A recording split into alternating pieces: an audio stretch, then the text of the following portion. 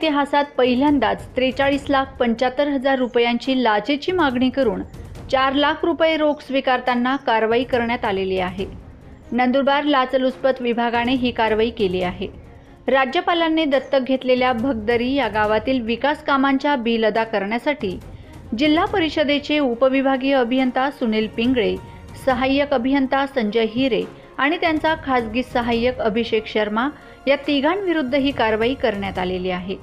पिंगळे आणि हिरे यांनी विकास कामांची उर्वरित 84 लाखांची बिलं अदा करण्याच्या मोबदल्यात 43,75,000 रुपयांची रक्कम मागितली होती। विशेष म्हणजे यासाठी त्यांनी वारंवार पाठपुरावा देखील केला होता। ठेकेदाराने या जाचाला कंटाळून नंदुरबार लाचलुचपत प्रतिबंधक विभागाला याबाबत तक्रार केली। विभागाने याची शहानिशा केल्यानंतर नंदुरबार येथे एका खासगी ठिकाणी या तिघांना 4 लाखांची लाच स्वीकारताना पकडण्यात आले।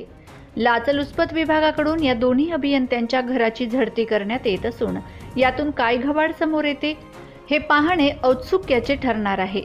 जिल्हा परिषदेतील या लाचखोरीमुळे येथे सुरू असलेला भोंगळ आणि भ्रष्ट कारभाराचा भांडाफोड झाला।